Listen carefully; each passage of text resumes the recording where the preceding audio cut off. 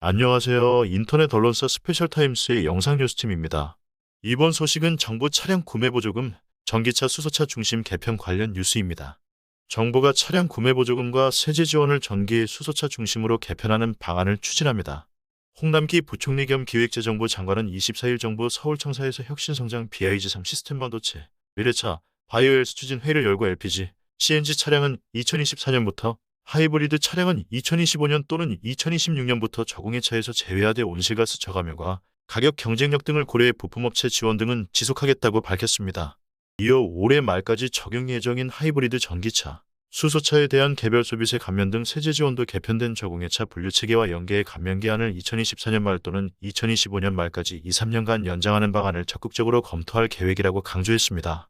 현재 하이브리드차 100만원, 전기차 300만원, 수소차 400만원 등 일정 한도 내에서 개별 소비세를 전액 감면받을 수 있습니다. 홍남기 부총리는 또 자율차 분야의 경우 올해 레벨3 출시, 2027년 레벨4 상용화를 차질 없이 뒷받침하겠다며 이를 위해 2023년까지 고속도로 차세대 지능형 교통체계 시범 구축, 일반국도 3차원 정밀지도 연내 구축, 자율차 시범 운행지구 시도별 한개소 이상 지정 등 각종 인프라를 집중적으로 확충하겠다고 강조했습니다. 이날 회의에서는 올해 반도체 산업 미래 경쟁력 강화 신규 프로젝트에 대한 논의도 있었습니다. 홍남기 부총리는 전력반도체 종합발전 전략을 마련해 올해 중 예비타당 성조사 예타를 신청하고자 한다고 밝혔습니다. 전력반도체는 전력을 변환 처리 제어하는 반도체로 전기차, 사물인터넷, 모바일 기기 등의 핵심 부품으로 꼽힙니다. 홍남기 부총리는 반도체 산업 초격차 강화, 종합반도체 강국 도약을 위해 올해부터 유망품목 연구개발, 핵심 인재 양성, 제조 밸류체인 개선 등 세 가지 방향으로 신규 프로젝트를 집중적으로 추진하겠다고 말했습니다. 이어 우선 올해 신규 R&D 사업인 전력반도체, 인공지능 반도체, 첨단 센서 개발 사업 등을 신속히 추진하고 추가로 전력반도체 종합발전 전략을 마련해 올해 중 예타를 신청하고자 한다고 밝혔습니다.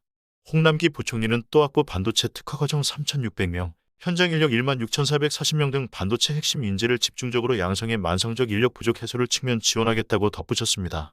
아울러 올해 상반기 중 첨단 패키징 등 포스트팹 반도체 생산 공장 선도 전략을 수립하고 오는 8월 국가첨단전략산업특별법 시행을 계기로 전력용수 구축 등 기반시설 지원 기준도 올해 상반기 내 마련할 것이라고 말했습니다.